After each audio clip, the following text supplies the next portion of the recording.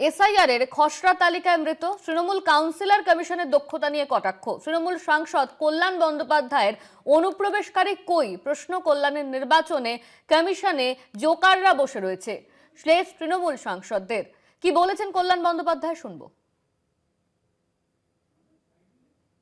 एक घुसपैठिया मिला मिला ये लोग जो बोल रहे थे 1 कोटी रोहिंग्या है, तो एक आदमी मिला घुसपैठिया बंगाल में।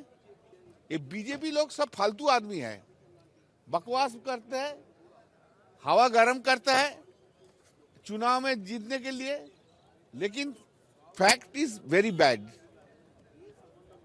एक घुसपैठिया मिला, चीफ इलेक्शन कमीशन निकला सका। बिहार में एक घुसपैठिया मिला।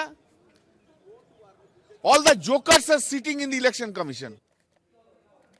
আমাদের সঙ্গে সরাসরি রয়েছেন আমাদের প্রতিনিধি দুর্গাদাস বন্দ্যোপাধ্যায়। এই নিয়ে আমরা কথা বলবো। দুর্গাদা, অনুপ্রবেশকারী কই প্রশ্ন করছেন কল্যাণ বন্দ্যোপাধ্যায়। এটা বলা যায় যে তৃণমূল সাংসদ বা শ্রীরামপুরের সাংসদ কল্যাণ বন্দ্যোপাধ্যায় তিনি যথার্থই বলেছেন। এটা তো ঠিক যে বিগত দিনে এ রাজ্যে যেদিন থেকে এসআইআরের প্রক্রিয়া শুরু হয়েছিল, মানে স্পেশাল ইন্টেন্সিভ রিভিউ, সেদিন থেকে বিরোধী দলের পক্ষ থেকে বারবার বলা হচ্ছে লক্ষাধিক কখনো কোটির অঙ্কে চলে যাবে, মানুষের নাম বাদ যাবে। তার কারণ এখানে নাকি প্রচুর অনুপ্রবেশকারী ঢুকে আছে। মানুষও ভাবছিল যে হয়তো তাই, কিন্তু সময় যত গড়িয়েছে, এসআইআরের প্রক্রিয়া যত শেষের দিকে এসেছে, সেখানে এসে দেখা গেল যে মাত্র 58 লক্ষ এখনো পর্যন্ত নির্বাচন কমিশনের সূত্রে যেটুকু জানানো গেছে যে 58 লক্ষ নাম নাকি বাদ দেওয়া হচ্ছে। ভালো কথা, তাহলে এই 58 লক্ষর মধ্যেই কি এই যাদের অনুপ্রবেশকারী বলা হচ্ছিল তারা অন্তর্ভুক্ত, নাকি তাদের আরও সংখ্যা আছে, তারা পরবর্তীকালে এই বিষয়ে তারা লিস্ট প্রদান করবে? আসলে বিষয়টা সেটা নয়। মানুষের মধ্যে যেন কোথাও গিয়ে এই নির্বাচন কমিশনের এই এসআইআরের প্রক্রিয়ার মাধ্যমে একটা ভয় ভীতি সঞ্চার করার একটা পরিকল্পনা বিগত দিন থেকেই যেন চলছে। বিগত দিনে আমরা দেখেছি যে বিহারেও একইভাবে এসআইআর প্রক্রিয়ার মাধ্যমে মানুষের মধ্যে একটা ভয়ভীতি সঞ্চার করা হচ্ছিল, সেখানেও নাকি অনুপ্রবেশের গল্প ছিল। কিন্তু পশ্চিমবঙ্গে এখনো পর্যন্ত অনুপ্রবেশকারী কতজনকে পাওয়া গেছে তার কোনো নির্দিষ্ট তালিকা এখনো পর্যন্ত নির্বাচন কমিশনের পক্ষ থেকে সাধারণ মানুষের কাছে তুলে ধরা হলো না।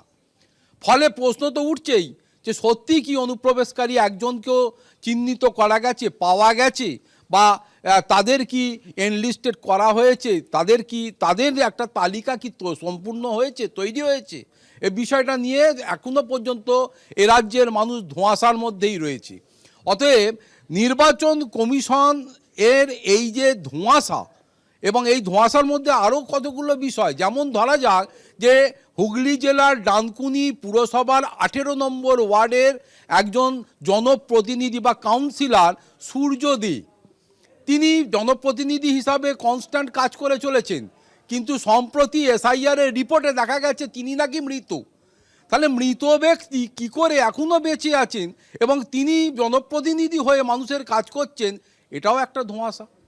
ফলে এইরকম ভুতুড়ে ব্যাপার স্যাপার যত দিন যাচ্ছে, এই ঘোস্ট অ্যান্ড ফ্যান্টমসদের অ্যাক্টিভিটি যেন এই রাজ্য বিভিন্ন প্রান্তে বেড়ে যাচ্ছে। ফলে নির্বাচন কমিশনে ভূতেদেরও কি একটা তালিকা তৈরি করতে হবে কি না, সেটা নিয়েও প্রশ্ন উঠছে। প্রশ্ন নির্বাচন কমিশনের একাধিক কাজ নিয়ে উঠছে।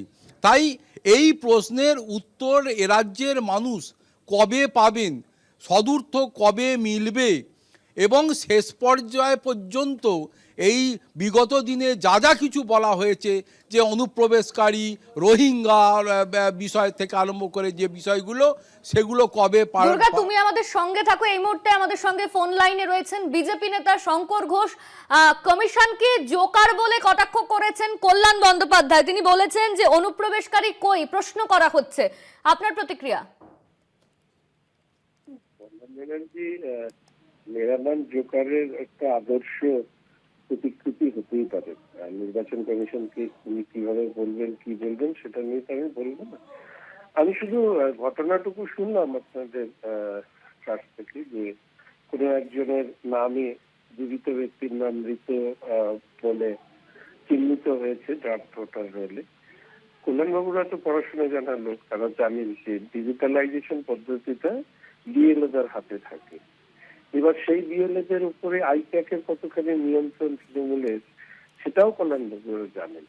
ফলে কোথাও যদি ভুল হয়ে থাকে ডিজিটালাইজেশনে, তার দায় বা দায়ভার বিএলওদেরকে নিতে হবে, অভিযোগ থাকলে জানাতে হবে। এবং ফর্ম 7 এখানে আছে, যেটা নির্বাচন কমিশনের যারা কাজ দেখেন তারা জানেন, যদি কোথাও অবজেকশন থাকে, অবজেকশন ফর ডিলিশন এটা দিয়ে প্রেয়ার করলেই তার নাম উঠে যাবে। এগুলো নিয়ে নাটক করা ছাড়া তো আর কিছু আছে বলে আমার মনে হয় না। ধন্যবাদ আপনাকে। আমাদের সঙ্গে ফোন লাইনে ছিলেন বিজেপি নেতা শঙ্কর ঘোষ। আমাদের সঙ্গে নিউজরুম থেকে ছিলেন আমাদের প্রতিনিধি দুর্গা দাস। দুর্গা, তুমি ঠিক যেমনটা জানাচ্ছিলে দর্শকদের, দেখো, এই শঙ্করবাবু তিনি বলছেন ভুল ত্রুটির কথা।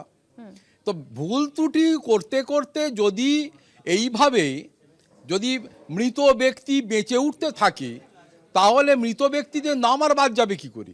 তারা তো এইভাবে যদি সবাই বেঁচে উঠতে থাকে, তাহলে এই মৃত ব্যক্তিরা আবার ভোট দিতে আসবে। ফলে এটাকে ভুল হিসাবে কি করে শঙ্করবাবুরা ধরে তুলছেন এটা বোঝা যাচ্ছে না। শঙ্করবাবুদের কাছে তো বা কথাতে এটাও ক্লিয়ার হচ্ছে না যে এই যে অনুপ্রবেশকারী যে তত্ত্ব তারা বিগত দিনে খাড়া করেছিলেন, সেই তত্ত্বের কি হবে? অনুপ্রবেশকারী কি আদৌ পাওয়া গেছে? অনুপ্রবেশকারী কতজনকে পাওয়া গেছে, তাদের কি তালিকা তৈরি হয়েছে? সেই তালিকা কি মানুষের সামনে আনা হয়েছে? এ প্রশ্ন তো উঠছেই। অতএব কল্যাণ বন্দ্যোপাধ্যায় সাংসদ হিসাবে এদিন যে কথাটি বা যে প্রশ্নের উত্থাপন করেছেন, এবং নির্বাচন কমিশনকে উনি হয়তো জোকার বলেছেন, আমরা সাংবাদিকরা জোকার বলতে পারি না, কিন্তু এটা প্রশ্ন তো উঠছেই নির্বাচন কমিশনের কাজ নিয়ে, যে কোথায় গেল এই সমস্ত তত্ত্ব? তাহলে কি মানুষের কাছে এই তত্ত্বগুলো তুলে ধরার মাধ্যমে এই তত্ত্বের আড়ালে অনুপ্রবেশ